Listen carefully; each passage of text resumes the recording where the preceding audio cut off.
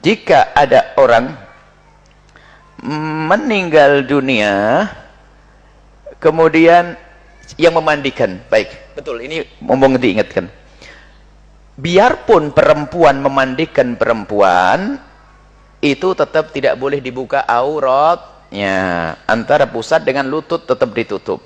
Kemudian di saat harus menggosok wilayah tertentu antara paha dengan lutut, termasuk lipatan-lipatan di dalamnya, maka tidak boleh dengan tangan begini, ini tangan kosong, harus dengan sapu, apa namanya, sarung tangan, agar tidak bersentuhan langsung dengan kulitnya.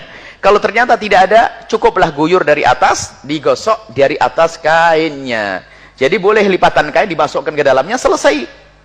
Seperti itu. Jadi nggak harus pakai kaos tangan. Ya kalau ada, kalau nggak ada, cukuplah. Yang penting, mohon maaf, mungkin ditutupi dengan kain yang lebar, dikasih guyur air dari atas, digosok-gosok, diguyur lagi, gosok-gosok, sudah. Ini bukan mau dibasah, jangan digosok-gosok pakai sikat segala macam sampai ini. Jadi harus dihormat, ini mayat. Kemudian setelah dibungkus, kemudian suami boleh memandikannya. Istri boleh memandikan sang suami, biarpun suami adalah bukan mahram, ya kan? Tapi menjadi halal karena sebuah pernikahan. Setelah meninggal dunia, maka tetap diperkenankan, karena Nabi pernah bersabda kepada Siti Aisyah, ya Aisyah, lau mutti qabli la ghassaltuki. Aisyah, kalau sampai kamu mati duluan, niscaya yang memandikan kamu adalah aku. Cuma Nabi pakai lau, jika, berarti nggak terjadi. Akhirnya Nabi wafat duluan. Kalau seandainya kau mati duluan, wahai Aisyah, engkau yang akan memandikan aku yang akan memandikan kamu. Berarti disinilah para ulama mengatakan, suami yang waktu meninggal belum cerai lah ya, mantan suami memandikan nggak boleh. Jadi kalau waktu meninggal itu masih dalam keadaan suami istri, maka suami boleh memandikan atau sebaliknya. Baik, kemudian jika ada mayat sudah dibungkus rapi, tidak harus Anda kerabatnya menciumnya, bikin ribet itu nanti. Sudah rapi, bersih dan sebagainya, tidak usah harus menciumnya, tidak harus. Jangan sampai disiksa nanti, Pak, yang menjaga harus buka tutup, buka tutup, buka tutup, padahal sudah rapi di keranda, rapi, harus buka-buka.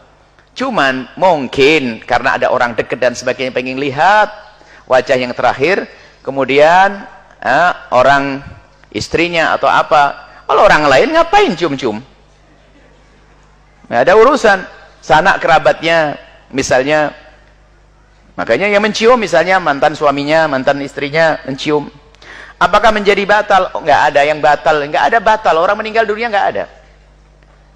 Makanya termasuk ketika, ya ini salah pahamnya seorang apa namanya, sehingga katanya kalau keluar sesuatu, bagaimana? Misalnya mayat sudah dibungkus rapi, lalu keluar kotoran lagi, batal? Nggak ada batal, mandinya nggak harus diulangi.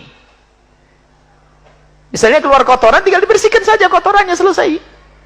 Bukan harus diulang mandinya. Jadi nggak ada lagi istilah batal bagi orang yang telah meninggal itu. Nggak ada batal wudunya, nggak ada batal mandinya. Jadi nggak ada itu semuanya.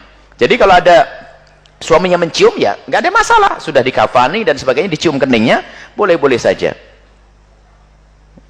Itu hanya berlaku untuk suami saja, atau perempuan dengan perempuan, kerap dengannya. Tapi kalau laki-laki mencium keningnya, ngapain kamu tuh urusan dengan mayat itu? Nggak ada urusannya. Jadi nggak akan berlaku itu semuanya. Kamu siapa? Nggak ada urusan. Sepupu, nggak ada urusan. Mantan suami, ya, maksudnya suaminya, baik, suaminya yang meninggal dalam keadaan pernikahan masih ada, maka bolehlah dia mengecup keningnya, dan bukan keharusan. Artinya itu hanya perasaan saja, ingin rasa dekat dan sebagainya. Tapi jangan disiksa yang menjaga mayat, harus bongkar pasang